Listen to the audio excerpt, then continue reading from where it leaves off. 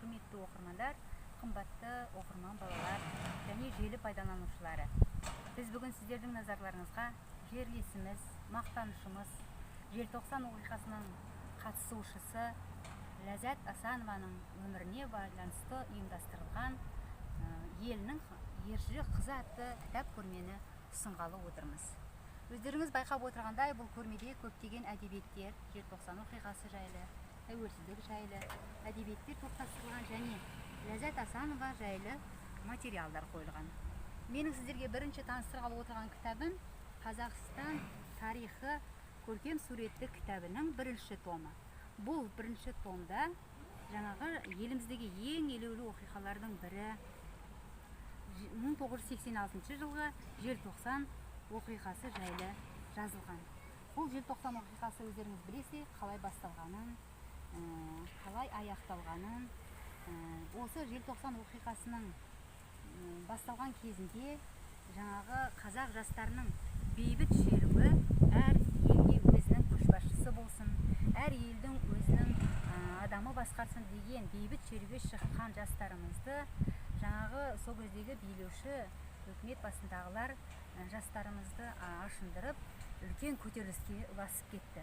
Сол көтеріліске қатысқан жаңағы жерлесіміз бұрынғы Талдықорған облысы, қазіргі Алматы облысы, Панфилов ауданында Ақжазық ауылында дүниеге келген Ләззат Асанова.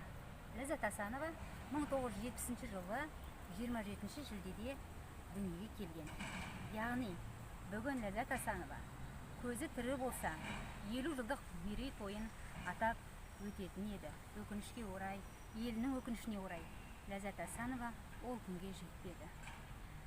Енді желтоқсан оқиғасын өздеріңіз көптеген әдебиеттерден, кітаптардан оқып біліп жатырсыздар. Осы көтеріліске қатысқан жігерлі қыз жаңағы өзінің қазақтар кіріптарлық кіріптарлықтарын құтылу керек, бас көтеруіміз керек. Әр елдің өзінің жаңағы көсемі болу керек. Біз еліміздің тәуелсіздігін жеңіп алған кезде ғана азат мемлекет бола аламыз деген ұранмен өзінің қатарластарын жаңағы алып шыққан ержүрек қайсар қыз еді.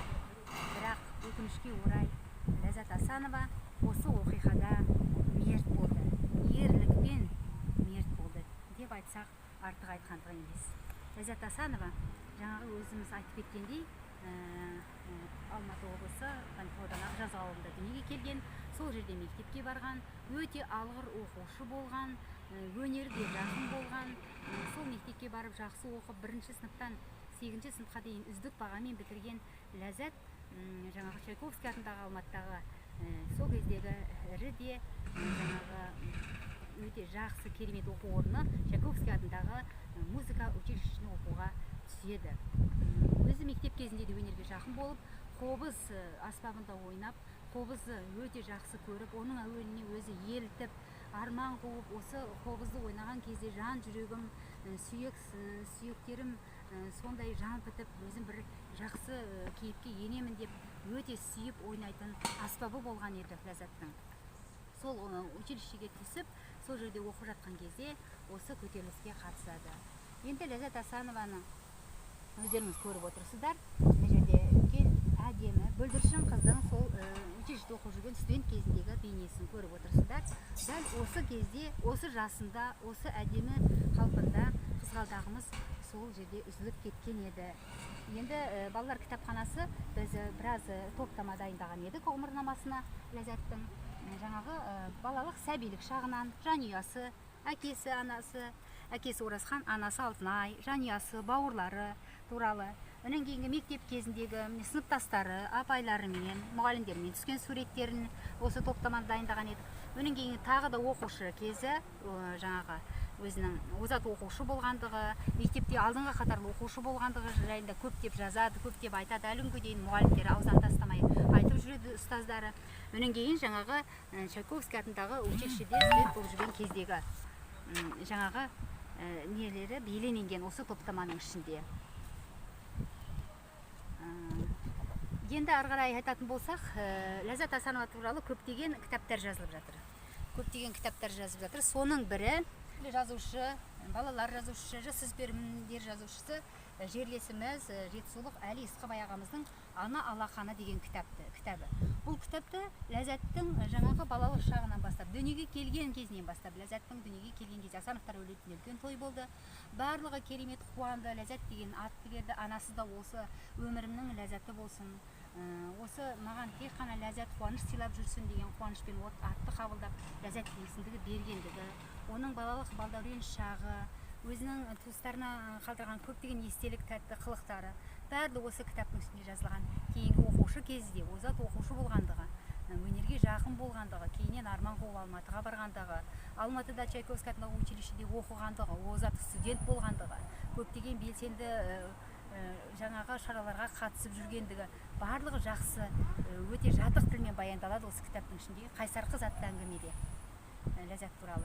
Кейін кезде осы 790 көтерілісіне қатысуы, сол 790 көтерілісінен ол қыздың жаңағы мерт болғандығы, барлығы да осы кітаптың ішінде Қайсар қыз әңгімесінде баяндалады. Осы кітапты сіздер оқып жаңағы таныссаңыздар болады біздің жерлесіміз туралы.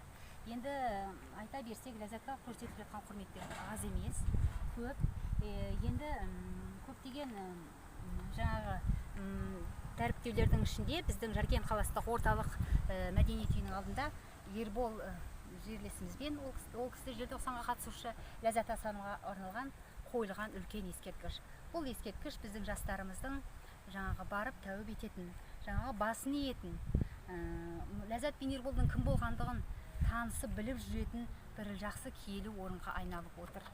Сондай-ақ ауданымыздың 80 жылдығына арналған үлкен альбом кітапханада Ербол Сыпатаев жерлесімізбенен Ләззат Асанованың жаңағы портреттері, ғұмырнамалар, жаңағы деректері қысқаша еніп, арнау өлеңдері енген. Сол сияқты енді Ләззатқа көптеген әндер жазылды, кітаптар жазылды. Енді мен Абдрахман Асылбеков ағамыздың ақын бір арнау өлеңімен осы жаңағы кітап көрмемді аяқтағым келіп отыр. Тапталмасын деп қазақтың кегары, тәуелсіздік туын ұстап жоғары, топты бастап шықты Ләззат алаңға, толған шақта 16-ға небәрі. Елі үшін ерлігімен елене, абыроймен атағына бөлене, Ләззат сынды қазақ қызы қаһарман, ұрпағына болар мәңгі өнеге деп Абдрахман ағамыз жырлаған екен. Ләззаттың өмірі өнеге, Ләззаттың есімі өнеге. Кейінгі ұрпаққа Ләззат Асанованы біліп жүрсе екен дейміз. Ләззат Асановадай ер жүрек, отанын сүйетін, елін сүйетін жастарымыз көп болса екен деп айтқым келеді. Назарларыңызға көп рахмет.